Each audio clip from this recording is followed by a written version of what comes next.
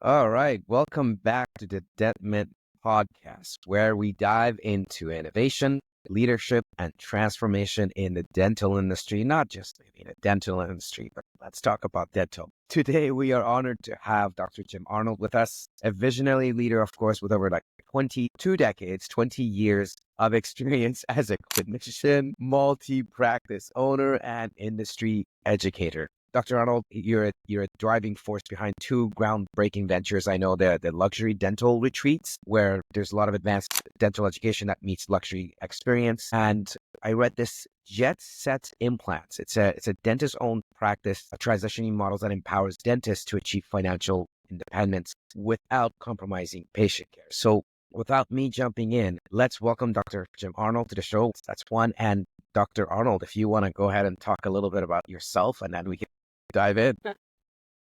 Yeah, sure So, thing. I'm just a simple kid from Indiana. I grew up about an hour outside of Chicago and came back here, met my wife here in Valparaiso, Indiana. She went to law school. I went to dental school. Neither of us ever anticipated coming back to our hometown, but we met each other in a bar, believe it or not. And here we are 26 years later, happily married with four amazing kids. But in terms of my dental journey, after graduation, I spent 3 years as an associate dentist, bought that practice, and went through a period of real overwhelm because I didn't learn a lot about communication and leadership and running a business in dental school. So I spent countless hours learning everything I possibly could. And you know what? It worked. I made more money that first year as an owner than I ever thought possible. And I did that while making every mistake I could have possibly made. But that heavy activity, feeling like I'm on roller skates because everybody's saying yes to treatment. I really, within 2 years, I was facing burnout.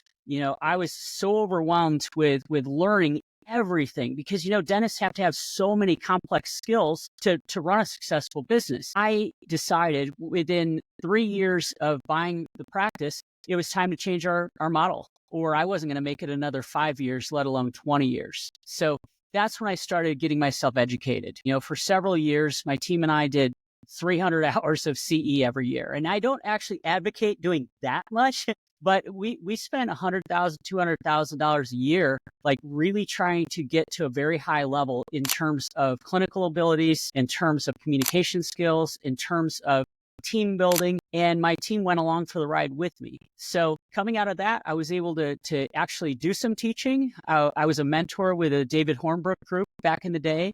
I was on a bunch of advisory boards with a large group that did transformative large conferences for dentists in fun cities around the country. But through all of that process, I didn't see it happening, but I went from being an engineer, just doing the dentistry, to then being a manager, managing a practice, to then after I built an amazing team that managed themselves, I got to become more of a leader. And that's where I really, really love being. so I got a question, which is kind of a slightly bit of a pivot. Luxury dental retreats, they uniquely combine the high level dental education with essentially luxury experiences. Yeah. How did you identify that need for the model? How do these retreats go beyond the traditional continuing education to um, build both professional growth and personal growth for the dentist, for people that are interested, for your audience? Yeah. Well, it's a lot.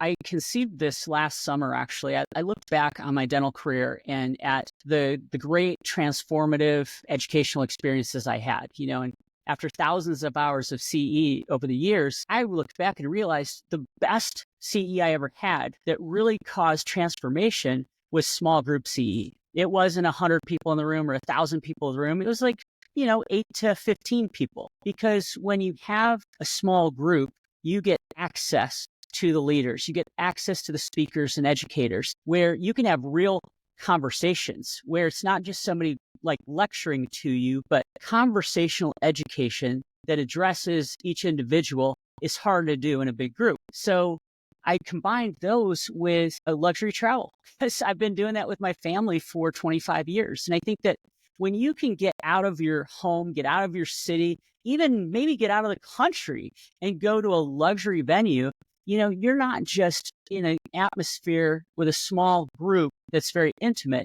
You're in a setting where you can really get recharged and rejuvenated, enjoying being catered to, with a chef who prepares the meals in our villa that we're all staying in, massage therapists, and just great food, great experiences, and just, again, that access. So I combine those, my passions, and it's a passion project, and I'm loving it. Dr. Arnold, how did you come to dentistry? I'm sorry? How did you get to dentistry? Boy, what made you get to dentistry? that's a great question. I really liked my dentist when I went through high school. He was just a really dynamic guy, really fun, and he was doing really well. I'm a 17-year-old kid. I'm like, wow, he's got a really nice house. Wow, he's got a great lifestyle. And, honestly, at 17, that was probably about as much as that went into it. But as I got a little bit older and learned a little bit more, I realized how he can change lives, how he was changing lives. Now, I have never had a cavity as a kid. And so I thought, my gosh, he's got this easy life. He's probably get propped up on his feet, propped up on his desk all day. And he comes in and spends 3 minutes with me. And boy, that's it. That seems really easy. But when I really rolled up my sleeves and learned more about it, I realized, you can really transform lives through that. Whether you're helping somebody with sleep apnea, you may be saving a life. Whether you're helping someone transform their smile, where you're making them a more confident person, who's going to be, better equipped to be social and comfortable and happy in their own skin. There's just so many things that you can do. And when I looked at that versus medicine, I realized, well, as a dentist, you can kind of do it the way you want to do it. You guys know there are 50 different ways to run a practice. And I was excited about being able to run it the way that I really wanted to do it and would resonate with my patients too. That's really great that you found that passion and early on you just followed that. Thanks. Now, fast forward 20-something years later, do you see yourself more as a businessman or a dentist? Do you want people to identify you as a very good dentist or someone who's had several businesses and is very successful? I think everything to some degree. I didn't go further in my story, but 10 years ago, I sold my practices and, worked as an employee for 5 years. And I retired from clinical dentistry about 5 years ago. And that was always my intention at 50 to kind of parlay all of my experience, all of my relationships, and all of the things that I learned over the years into something where I could use that to really empower dentists. So that's really the direction I've been going in over the past year or so. Now, in between there, I did spend a year as a corporate executive with the DSO, and that was a tough life, man. I was on the road 4 nights a week, working 12, 14-hour days, and man, I tell you, I got into some really bad sort of my health really declined because you're on the road. You're eating crummy food. You're not really exercising because you're go, go, go. And so I had to make a change. And this change is something I'm really excited about. And about your businesses, so there are 2 that you are running right now, Luxury Dental Retreat. And Foundation Dental Services. Foundation Dental Services, which you said you don't want to be called Jet Set, basically, anymore. Well, we rebranded from that to this. It's just we're an alliance of dentist-owned dental groups. And what's cool about that is we have an ecosystem that provides all of the operational support. We've got an executive team that provides that leadership. We've got a legal team, acquisitions team, marketing team. It's kind of all of the things that are difficult when it comes to scaling a dental group. We're kind of taking a lot of that burden on so that the dentists themselves can really focus on doing the dentistry or making connections and bringing more into our ecosystem. And it's really a cool scenario because, again, there's no private equity involved. It's all dentist owned and operated, which means that at the end of the day, we know exactly how to make practices successful because that's what we work so hard to do our whole careers. And some of it through trial and error, some of it through mentorship. But when you have those kind of skills, it's nice when the dentists who built that are the ones that are going to be rewarded financially at the end of the rainbow. I think too often in private equity world, they're the ones making, 80% of the profit from the hard work of all the dentists and their great teams. And so through our model, dentists are the ones who are going to really profit more while we preserve their legacy, keep their team intact, continue to invest in the practice, make sure that the care is excellent. And so it's just a different model where I think everybody is rowing in the same direction. Everybody's on the same page with a shared vision. That means that we're not building for 3 to 5 years and then flipping it to somebody else. We're in it for the long haul. And that means we're investing in practices because we want to see those practices grow. We don't want to see them decline. We don't want to see lack of retention of team members. So the different model, I think, is something that's going to become more and more prevalent as time goes on. Yeah, definitely. Especially, I think Milad himself here, he was pretty pissed at the business model that DSOs run. And when first he approached me, he was like, dude, I'm working for this practice and they're charging like 45% of the profit for providing literally nothing. Like they provide minimal support. So I think that's a very solid business that you're doing, and that you are basically you're not acquiring anything. It's still at the hands of the dentists. Like they are running it. You're just supporting them to do the scaling and running them through the challenges. But as I'm trying to understand this, everyone has a story when they start a company. Like Milad came out of dental school. He had deficiency in finding mentors and basically finding out people. So he started his own company, like Dentment. I had my own story when I started like my company, which is basically my friend got a toothache. I had to call up between 10 clinics and then none of them picked up. So I built a solution for that. What was your story? Awesome. That is awesome. So you asked what my story is and why I'm going in this direction. When did this part come in that I have to start something? Honestly, it really happened this past summer for me. I had a very, I think, accomplished career. I did a lot of, I think, really good things for patients and for my teams. And I think for the industry as an educator, I really enjoyed all of that.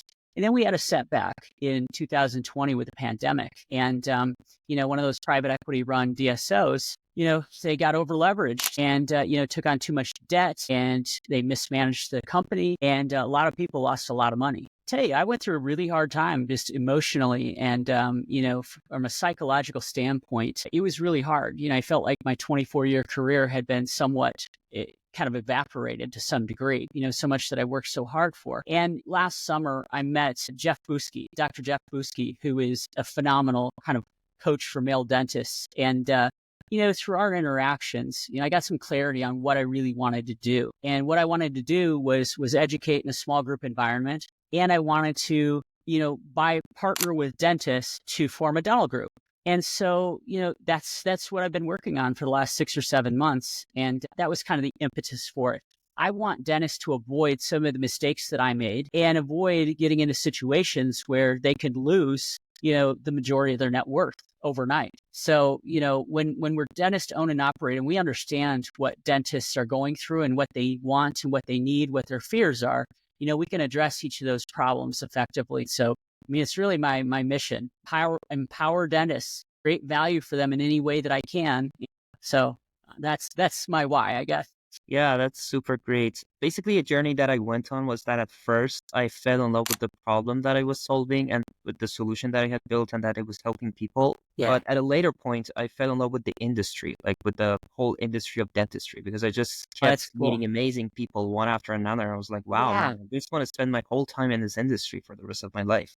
It's funny. A lot of people, they dip their toe in the dental industry pool and they never leave. And because it is all about the relationships and the cool people that you meet through that process. If you're really intentional about getting out there and networking, the sky's the limit. And good for you for getting into it and staying in it. Yeah, man. Like I was in the tech world and I had no idea that I was going to step into this industry in a second. When I did, I was like, wow, I found my next 20, 30 years career. I concur. Yeah. I agree. I had no idea this was the next chapter as well. Like dentistry was not. It's like I knew of it, just wasn't that much into it. Well, it's such a great industry where you can grow technology in a lot of different directions too. Because I think as a general rule, dentists want to be innovative to the extent that that's possible. And when you offer solutions to problems, well, guess what? Good dentists, smart dentists, entrepreneurial dentists are going to want your services. And so, yes, it's all about solving problems. And if you can figure out where those pain points are, what those problems are, and develop a solution, you're going to do really, really well. So congratulations to you guys. I'm really happy that you got into it. And doing that for us. Thank you. It's great for us to have mentors like yourself and Absolutely. recognition. It's amazing. Well, thank So, you. Dr. Arnold, another thing, luxury dental retreats. You didn't tell us the spark about that one. Yeah, it kind of came at that same time, and just getting clarity about where I could add value, and loving the continuing education world as both a student and as a mentor.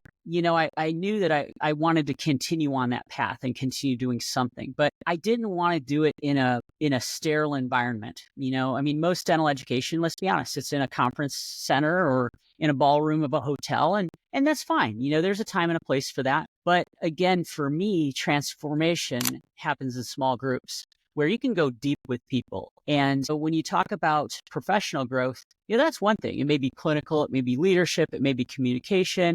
All of those components are really important. But guess what? The human element is really important too. And if you don't incorporate some personal growth into that, you got a lot of dentists out there with exquisite clinical skills, but they don't do very much dentistry because they're lacking those communication skills or great team building skills, or, maybe the self-awareness that comes through, these intimate environments and really talking things out. And so I want every doc who comes through our programs to leave better in body, mind, and spirit, better equipped to take care of themselves first. Because it's just like they say on the planes, put on your own oxygen mask before you start helping other people. And that's exactly the same, I think, for dentists, because we go through school and learn very little about communication, very little about leadership, very little about running a business. And so we come out and we're overwhelmed. I was overwhelmed. I was super successful, was so overwhelmed. Like it didn't matter how much money I could make. I wasn't going to stay with it until I found those mentors, until I got those skills. And you know what?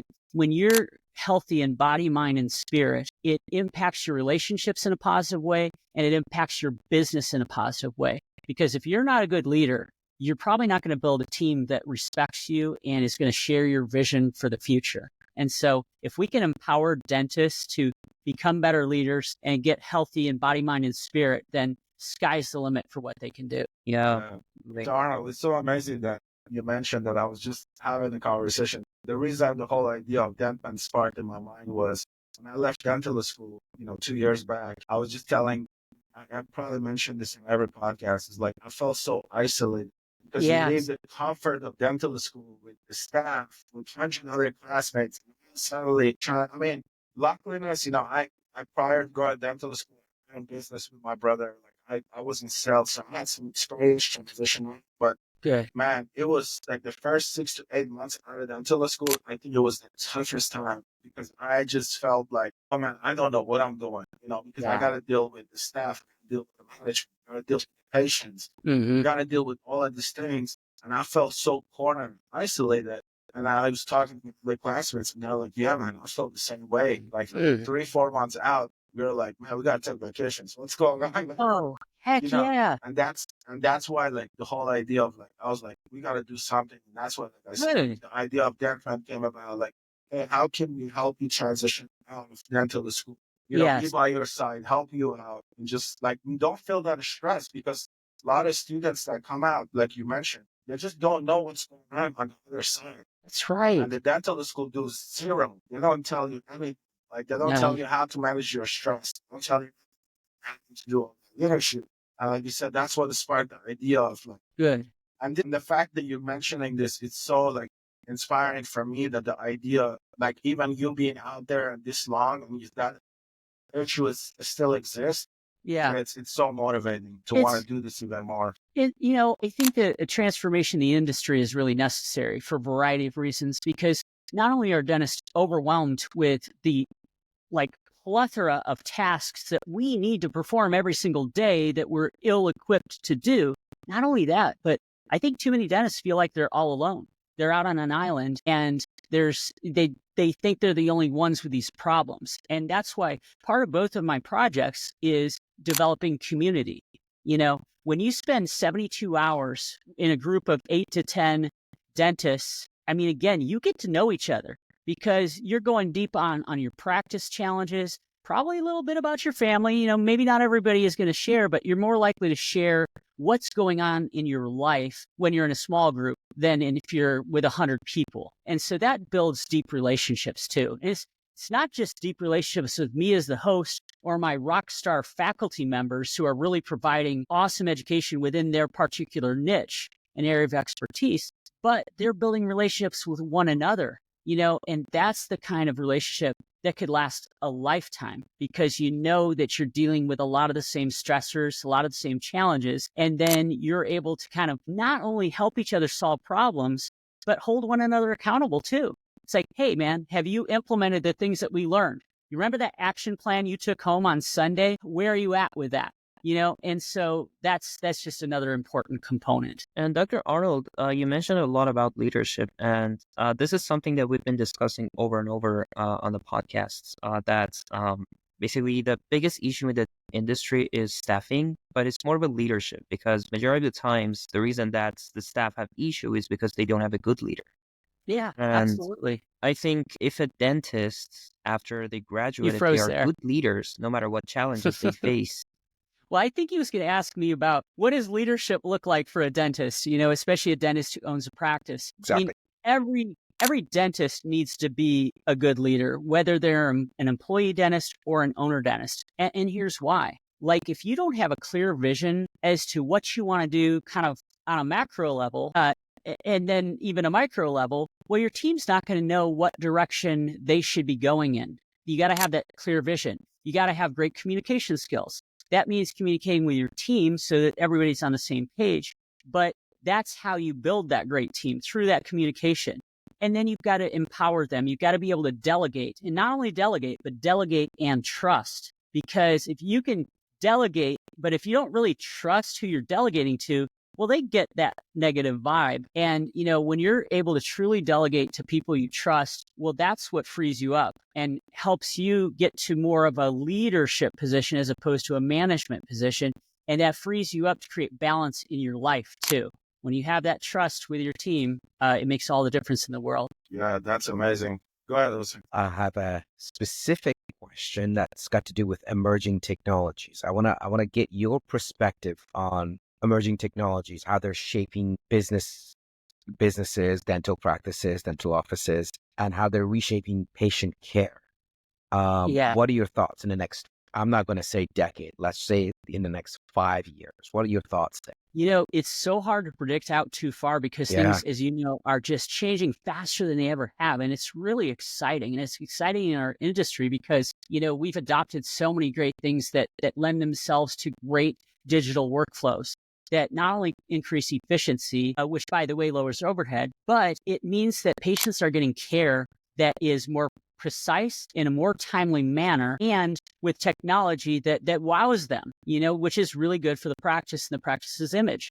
But it's so much more than image, and it's so much more than efficiency. I mean, some of these AI technologies obviously are used as diagnostic tools, where, the DSO I worked with rolled out one of those radiographic reading AI platforms. And I won't say it just because I don't want anybody to feel like, oh, I'm not talking about them. But I think they're all similar in terms of helping dentists be better diagnosticians, because what studies have shown is we miss 10 to 15% of the dentistry that we should be diagnosing. And with that AI technology, now I didn't agree with it every time. You got to go through, and you can't just rely on what it says, because there's got to be a human element based on your experience and judgment. And you could have 3 different dentists interpret things the same differently. But with that AI technology, you're diagnosing more care that needs to be done. So that improves patient care, obviously. And when the patient can see that, picture's worth 1,000 words. When they can see that red thing, instead of pointing at a little x-ray, see that little gray area? I think it's through the enamel. No, they're seeing that in red, or they're seeing that in orange. And what a great communication tool. So that improves the patient experience, perception, and trust in you. It gives you, what you say, great credibility. So diagnose more, you get more case acceptance, so you're doing more there. And by the way, you're also getting more case acceptance on stuff that you had diagnosed previously, because now you've got this backup. It's like, look at this, artificial intelligence agrees with me. And then on the back end, you've got better communication with insurance companies. So a lot of insurance companies are really relying on those reports from AI. And those reports are helping patients get more of the dental care covered. And so that's huge.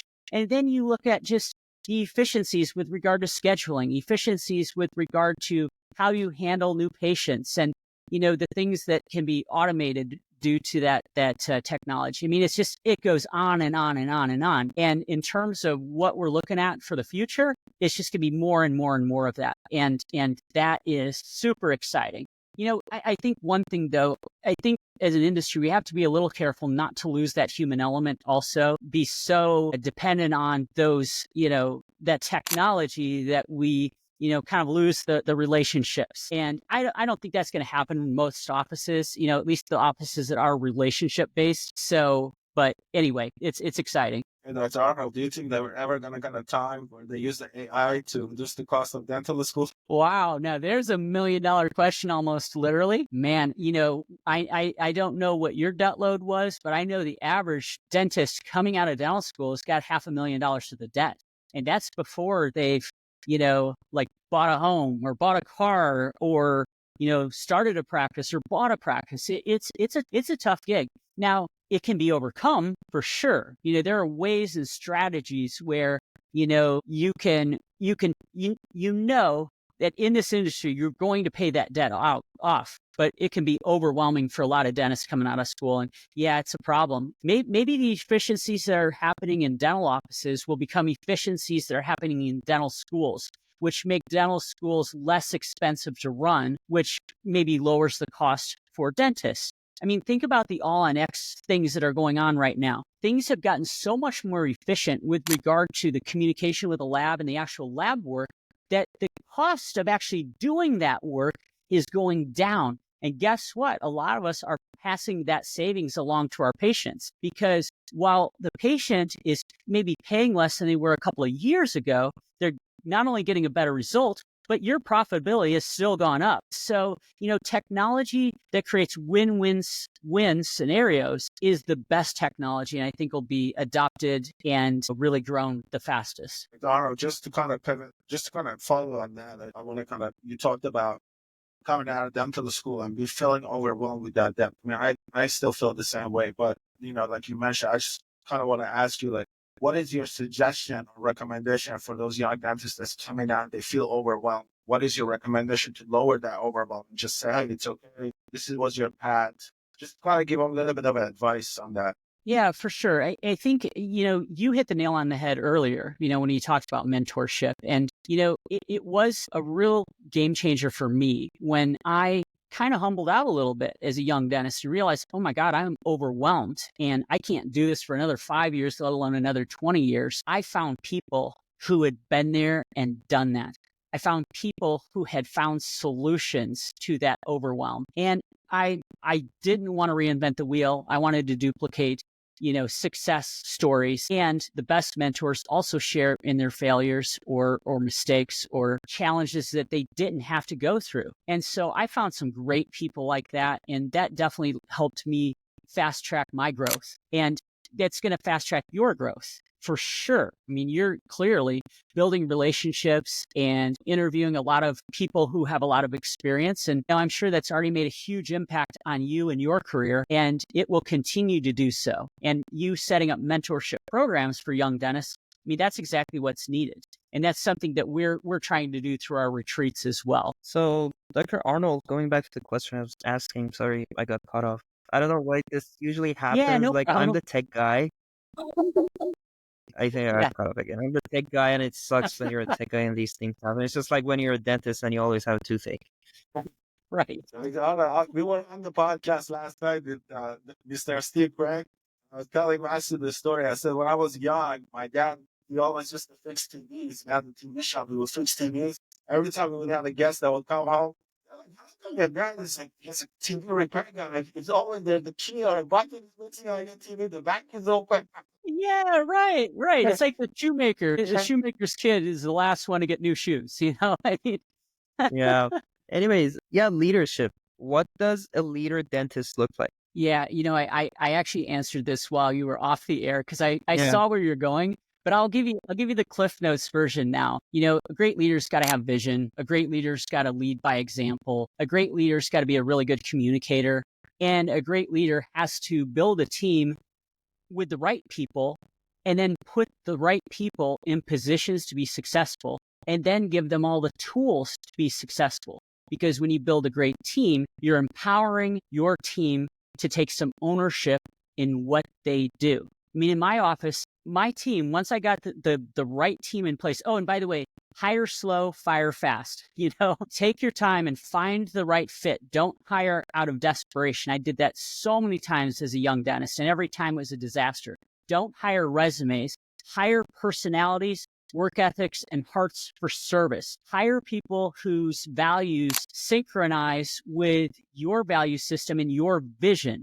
Because if the wrong person comes in, they're going to mess up your culture. And culture is more important now than it's ever been before. And culture is set at the top. Whoever the leader of that practice is setting the culture. And everybody's got to be on the same page. So in empowering your team, building a great team, empowering them to take some ownership. My team, again, any decision up to $1,000, they could make the decision on their own.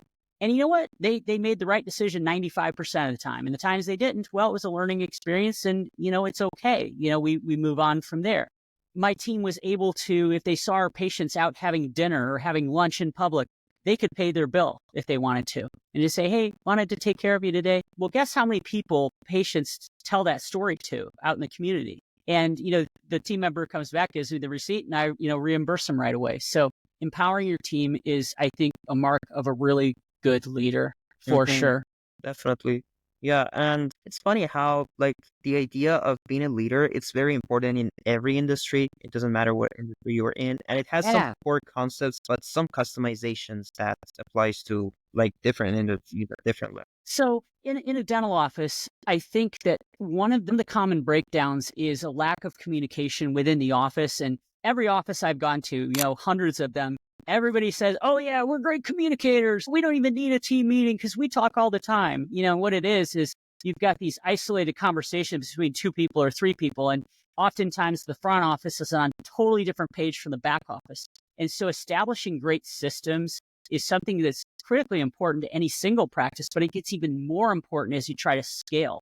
If you have systems that are repeatable and easy to train people on, then you're screwed. It's not going to work for 1 or 10 or 100 practices any better. Establishing that in an office, that front to back communication, and that comes through really effective patient transfers, which is something I preach daily in my offices. And then when they got it, I preached it weekly. And then we got to a point where we preached it monthly, but then we'd circle back if we had any issues, making sure patients were transferred with full communication and a full understanding for the next provider who's, taking that patient on. And the patient hears the same story 4 or 5 times in their visit. Well, guess what?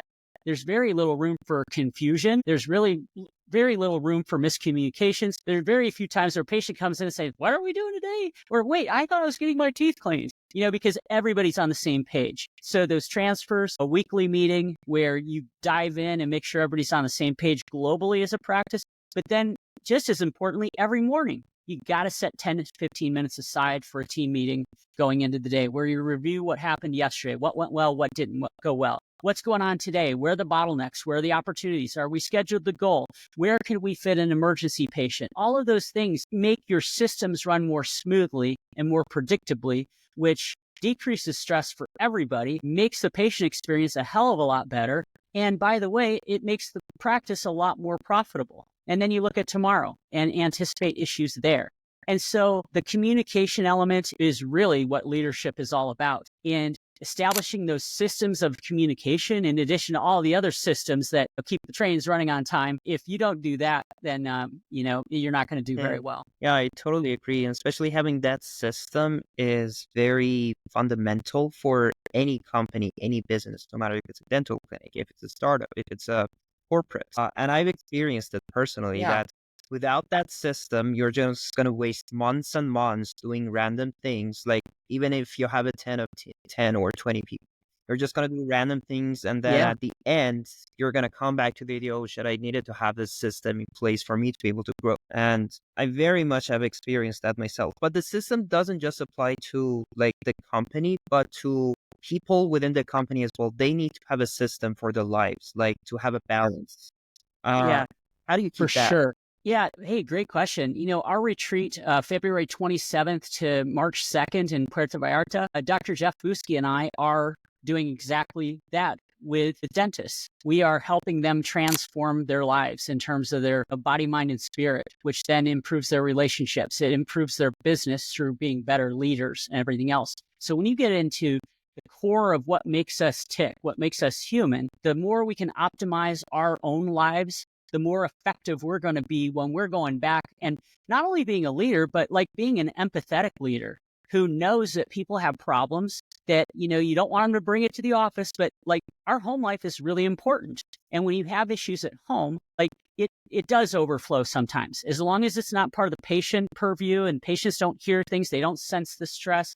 I was a kind of leader who would sit down and talk with my team and try to help them solve problems in their personal life, and never crossing a line or, anything like inappropriate, but like, they felt comfortable coming to me with issues. And that, I think that is just because that was a culture that we cultivated as a team. And I'm not taking credit for all of that stuff. I mean, I got lucky with a couple of really good people early on, and they really helped me transform the practice into something that was a high performance team doing great dental care for our patients and always working together as a family. So Arnold, before we move on, I wanted now that we're in the topic of leadership, and this question came about last night as well.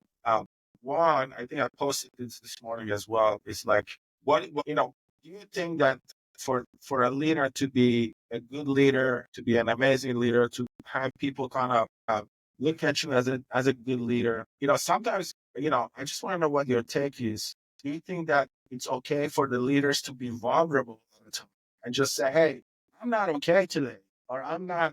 So, Yeah. what is your take on that? Yeah, I think that that's a really important element for any leader or anybody who wants to help other people. That vulnerability, I think, makes you relatable as a human being, makes you relatable, and it gives you credibility. I sat through too many lectures over the years with guys or women who get up there and basically they've never had a problem. Their life is perfect and they never had a case fail and their team, all these kinds of things. And I always gave a lot more credence to the ones that were a little vulnerable and shared some of those things that didn't go so well, because, if they got past that, well, then they can help me get through those similar things. And that's how I feel whenever I'm working with a dentist or a team member or a human being. It's like, if I've been there, if I've had a similar experience, well, I want to do what I can to help them. And that does come through vulnerability for sure. And authenticity. That authenticity piece is also,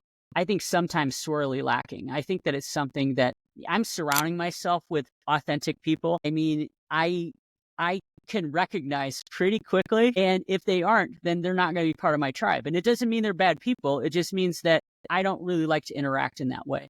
Yeah, that's Try not or bad. not? Hell yeah. You guys are great.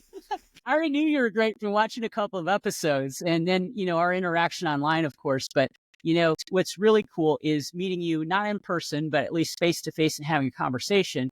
Everything that I saw online is consistent with what I'm seeing here in conversation. And I appreciate that.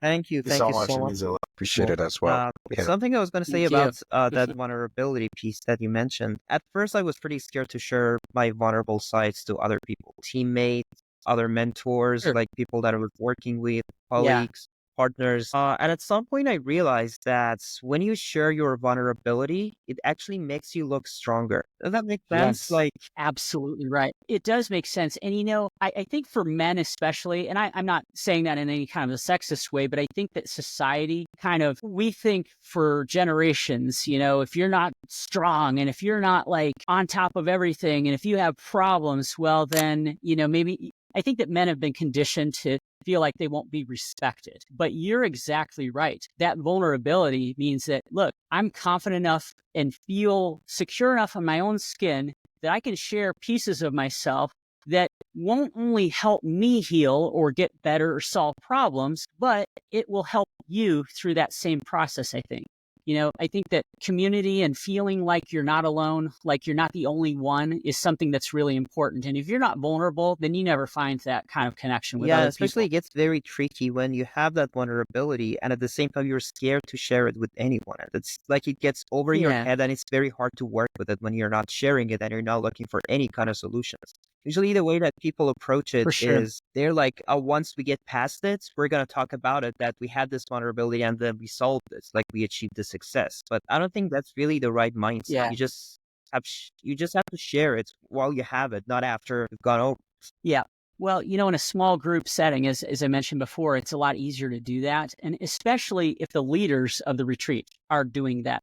I was actually at a men's retreat about a month ago, and there were just 4 of us. And I didn't know 2 of the guys very well, and they're younger than me. And I went in with a good attitude, but I also thought, how much are we really going to have in common? Well, when my buddy who was leading the retreat just like kind of dove right into it, everybody else was like, okay, yeah, you know what? If this is a safe space, we can talk about stuff. And the things that he shared are things that, we were struggling with too. And it's funny, it's not an age thing, and it's not even a profession thing. It's just like, as human beings, part of the human condition is, having challenges in relationships, having challenges in our careers, whatever they may be. And so it really brings people together. And if you show vulnerability, you'll be amazed by how people will tend to Yeah, reciprocate. it's funny as you were talking about that. I was just looking at my t-shirt, and a vulnerable thing that's been bothering me since the start of this podcast. I put on this t-shirt and then I realized that's like the here is a little bit untied. So I've been just working on this. So I'm My sharing. vulnerable thing that is really bothering me, I'm having issues with my MacBook camera, and my picture is so bad. I keep moving my, like, is it better this way? No, it's not. I need to get on Apple support. So yeah, I'm very self-conscious about that. I like things to be just so. No, it's we were talking about that. It just went back to, just going back to that conversation was like, for me, I hope whoever is listening, for anyone that's out of school practicing, for me, it's sometimes as somebody that, been practicing that for 2 years and kind of went through that transition, like you said, I was so afraid sometimes to show that vulnerability, but I came so quickly to realize that, I was always afraid of being judged in the practice as a leader. And I Yeah, didn't allow myself to share those feelings. But as soon as I start accepting the fact that it's okay to share yeah, those feelings and share what I feel, man, the whole atmosphere in the practice just shifted it like that's by so much. So, exactly. They're much more likely to follow you and yeah. really care about you as a human being, Yeah. because we keep our relationships professional, but as human beings, I mean, like I told you, my team, my core office, they were all with me for like from 16 to 21 years, before I walked away. And I mean, they always were and still are my second family. And that comes through, sharing some of those human elements Yeah, I for think sure. people should get comfortable with the idea that no one is perfect. Like there are always sides that we need to. If I you have agree. no vulnerabilities to work on, then what's the point? Yeah. I mean, you're If there's no room for growth, I mean, like you're not human. I mean, we all have areas where we can improve. And, it's one of the things that I think dentists in particular really struggle with, being the perfectionism, because we're dealing in tenths of millimeters, the tolerances are so tight and we're looking under like huge magnification. And like pursuing perfection, I mean, it's nice in theory, but it leads to severe mental health problems for a lot of dentists because nothing is ever perfect. And I don't know when it was, somewhere, I think I was about 10 years out of dental school before I had this epiphany. And somebody may have shared the concept because I'm not that smart. Probably somebody shared it with me, but at some point I had an epiphany related to pursue excellence. Excellence is attainable in all that we do. Perfection is not attainable. And so that was like a light switch went on, and all of a sudden it didn't give me like authority to not do a great job or not to be excellent, because that was always what we strive. That's what we all strive for. Perfectionism, it's a slippery slope, and it's one that leads to a lot of mental health problems for dentists. Yeah, absolutely. I can't agree with that more. Well, I mean, you guys have seen the statistics with regard to substance abuse, divorce, and suicide rates. When I started dental school 33 years ago, I mean, They told us that on the first day. I was stunned. Like, how? Why? Then I got out. It's like, wow, if you don't have like a good support system and really good coping mechanisms, you can see how things can really spiral out of control because, you're dealing with so many skills that you maybe just don't have. And then you have a lot of debt and you have family expectations, and it's a lot to balance for sure. Dr. Arnold, with that being said, I think one of the things that I wanted to ask, so how do you go from being a dentist, you want to have multiple of locations, you want to grow yourself, you want to be visionary, you want to do all these great things, but also still have that thing that we talk about in our industry, have that healthy life balance. Like, how do you do that? I mean, how did you do that in your time? Yeah, good question. I mean, one thing is having your priorities straight. And I think sometimes we fall into the trap of, look, I'm going to work 12 hours a day because it's for my family. And, unfortunately, through that process, you could be really neglecting them and neglecting what is most important for you. And so I think sometimes we do miss that mark. I think that it's important as a business owner to have time blocked for our family, that business just doesn't intrude. You got to have some guardrails. You got to have a great team so that you have people to manage things as you scale up. You got to have a team full of leaders who can do training and can take on more responsibility. And you've got to feel that, again, the trust that allows you to delegate, which creates freedom in your life. But the clear vision is important. Having systems in place that are repeatable and teams that can help you manage that whole process.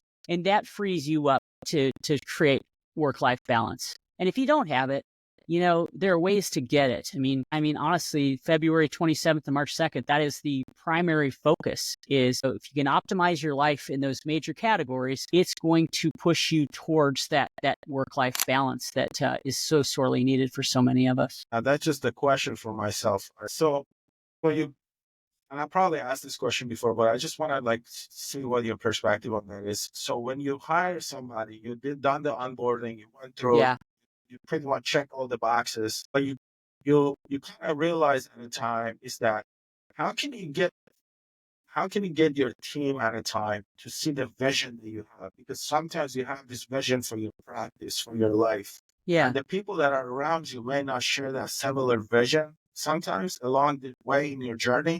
Yeah. How do you correct that, or how do you communicate that over saying, hey, this is what I'm trying to achieve? Yeah. And at what point do you tell yourself, okay, maybe it's time for us to kind of, like you said, fire faster? So when do you get to that point? Yeah, I think it's different for everybody, and it's kind of it depends on the vibe of your practice. But I think that the ideal scenario is where everybody shares the same vision and contributes to that culture of positivity. And as a leader, I think the only way you can do that is be very clear in all of your communication. Be very clear. I mean, if you're communicating with your team every single morning before you start, if you're communicating with them throughout the day, if you're setting an hour or two aside every week to communicate as a whole family, then it's hard for people to not follow along. But if they don't, it's going to create problems. And I guess, again, I think early in my career, I was very slow to fire because I was so worried about, oh my God, what am I going to do if she's not here? What am I going to do? How are we going to make it? And then hire somebody really fast because we got to have a person. Well, every single time that was a mistake. And you know what? A great team, even if they're a little shorthanded, will make it happen. And a great team and a great culture is going to attract other great people as well. And so if it's not a fit, you gotta cut the strings. And Dr. Arnold, as you were talking about communication, I think another piece that's very important is that many companies and practices and corporates, they just keep the communications all work focused. They don't touch on their personnel and their employees and their colleagues on a personal level. And I think especially as a startup or as a practice that's just starting, it's very important for you to just besides making good colleagues, but also make good friends and teammates. Because other than that, people are not going to share the vision that you have. Because if you're the owner, people will know that you're the one that's, making majority of the profit, no matter how much work they do. But once you make it family and make them realize that, guys, we're all growing together. Like you just mentioned that you have a team of 16, 20 people that you've been carrying along as you went from having multiple practices to your ventures right now. I think that piece is very, Yeah, what are your thoughts? Some people say that you shouldn't be friends with your colleagues or teammates, but I think on the yeah. contrary, you should very much be friends with them. And, that's probably one of the major factors of having them share the vision with you. Yeah, I think it is. And I mean, it was in my office. I mean, there are dentists who can kind of keep things a little more impersonal and be successful. It wouldn't work for me because it's just not where I am as a human being. I share and I care. And I think that one of the issues that a lot of offices have, and I think it comes into corporate even more than in private practice, is just devaluing relationship capital. Relationship capital is like the most valuable thing that I had in my offices. And that means that if you've got somebody who's been there for a long time, they've got relationships with the patients, they've got relationships with one another, they've got a relationship with me, they have a relationship with the office and where things are and how things work and all that sort of thing. And if I hear another corporate entity say, oh, we'll just backfill that position, talking about human beings as backfill is something that makes me want to scream. Because guess what? When you're just looking at a spreadsheet and saying, oh, this person costs too much, we'll do without her. It's an absurd thing to think that you're going to replace all of that relationship capital with somebody new who's going to plug in without any of that and is going to be starting over from scratch. It's a hell of a lot more expensive to lose a great team member than it is to, I mean, it's more expensive to replace them than it is to maybe pay them a little more, or show that appreciation. And I think sometimes as dentists, we're busy and we focus on the things that aren't going well. We focus on correcting. And oftentimes we don't focus enough on that affirmation. And if you can't focus on that, then you're not going to have a great rapport with your team. Whether you're best friends with them or not, you got to show the appreciation and affirmation of a job well done, because every study shows that obviously money is a big deal for team members. They got to have money to pay their expenses and have a nice lifestyle and have some freedom. That's super important. But just as important in almost every poll or study I've ever seen, that affirmation piece, that feeling appreciated, feeling empowered is every bit as important. And I think through the pandemic, as teams really struggled to retain those good people, I mean, I think that as they lost those people, cultures kind of declined, morale started to decline. And now it's harder than ever, I think, to recruit those really great people. And so what I tell people is, like, pay above market. If you've got a winner, pay above market, because they're worth a lot more than that. I can promise you right now. Take care of them. Take care of them in every way. Make sure that they feel appreciated. Make sure that they feel important and that they have some ownership in the practice. I was saying, before you go on, I just wanted to mention another quick.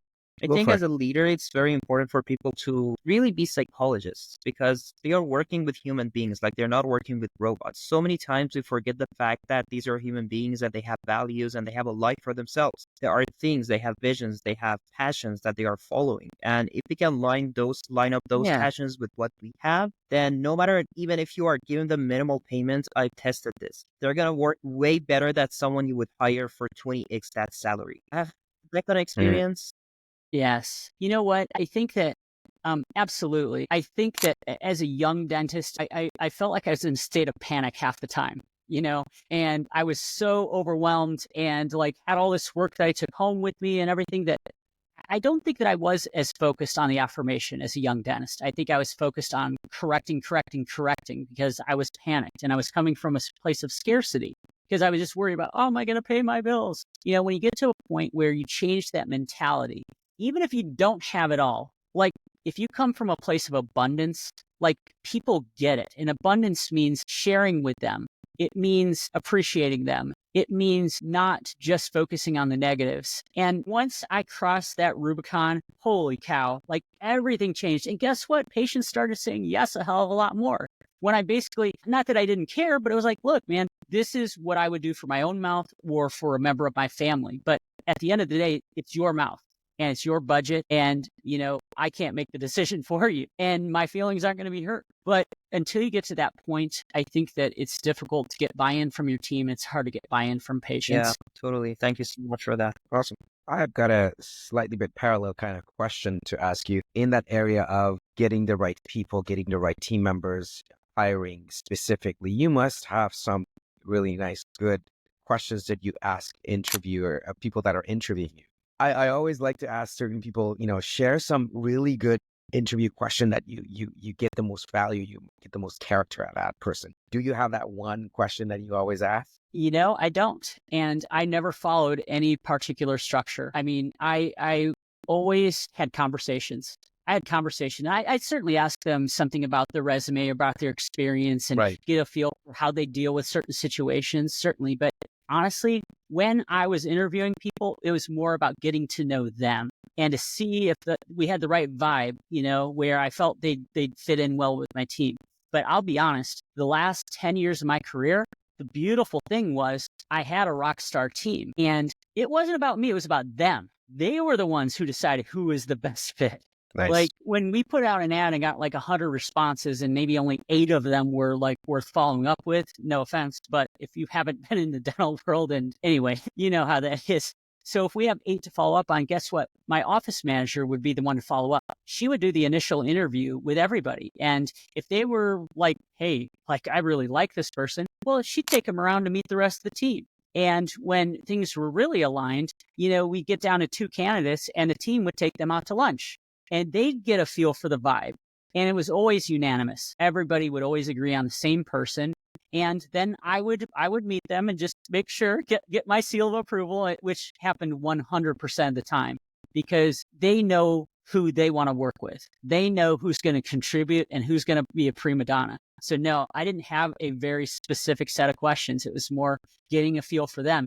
And I think when I was younger, I did. I'd go down that checklist and check this, and where do you see yourself in 5 years, and all these kinds of things. And I was hiring based on those check marks as opposed to how I felt when I was with that person. That's a very good answer. I love that. That's absolutely spot on and season.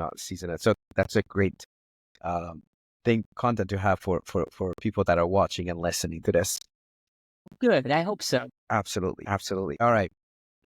Dr. Mila, do you got any more questions? I've got one that I can ask, but any more questions that you've got, Dr. Mila? Well, I have a lot of questions to ask Dr. Jim Arnold, but I'm sure that he's probably tired of all of us by now. He's like, how with you guys? Hey, guys, I'm enjoying the conversation. I mean, we could be having the same conversation, sitting next to a bar that we're having right now. And no, I enjoy it. I'm really the one thing for me, at least, what I really want to know, from in the past 10 years, that's just for me to know kind of like where do you see how the dentistry has changed in the past 10 years, and where do you see it going? Like what the future of it's going to look like.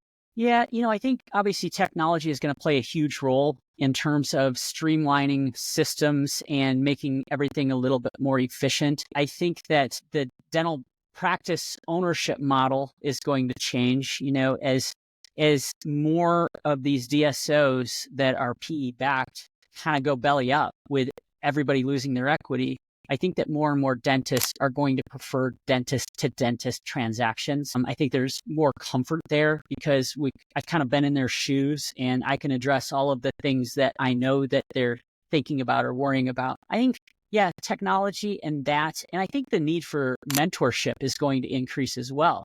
Because as things progress at lightning speed, oh my God, like if you don't have somebody like kind of helping you see the way through all of that, I think you're going to be in trouble. And I'm going to reverse it too. I'm just going to say right now that I have mentors who are younger than me now, like who kind of get some of the stuff maybe better than I do because they grew up in the digital age, and they're more on top of things, whether it's, technology in the office or technology at home or social media or whatever. So I think that mentorship is going to be a two-way street, maybe more than ever before. And I think it's going to be more important than ever before, just to kind of try to stay on top of things. Well, Dr. Arnold, I really, truly enjoyed this conversation.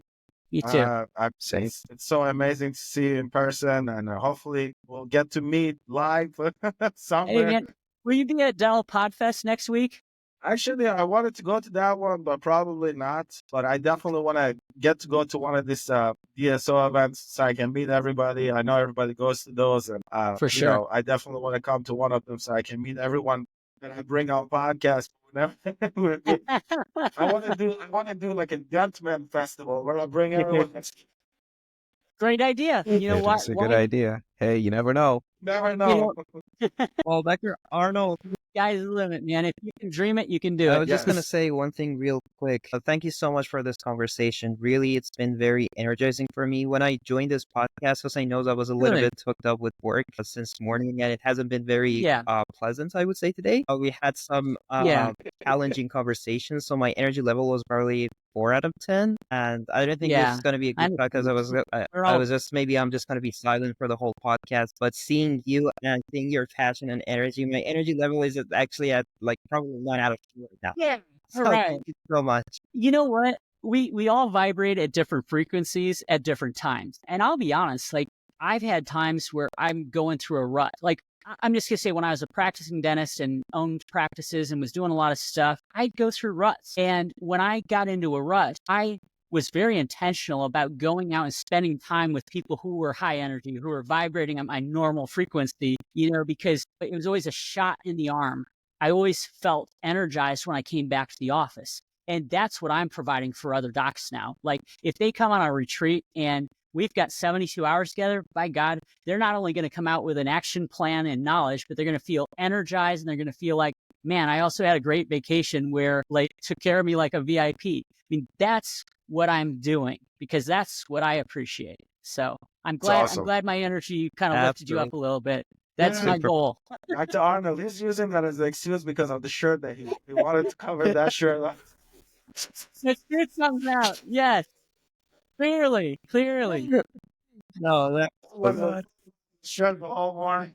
Well, I'm going to admit right now, I didn't notice it. So, unless without you drawing my attention to it, but since you drew my attention to it, man, it's all I can focus on. So, It's just like, kidding. Hey, well, No, like that, I tell you one appreciate thing. your We are now me and Jose are massively right in. Unfortunately, our chest is very hairy. This is one place you do not want to focus on. So it's That's very good. pleasant. That's funny.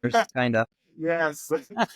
Well, Dr. Arnold, thank you Thank so you. much. Thank We you. really Really appreciate it. Thank you guys. A lot of appreciate it. fun. Absolutely Keep doing appreciate what you're your doing. incredible insight, your leadership, your innovation about future of dentistry, and it's been an amazing time. Thank you for your time. Very much Oh, my appreciate it. pleasure. And thank you guys for all that you're doing for the industry too. Thank you so Thank you. much. We really appreciate it. Have a great day. Thank- Bye. Bye.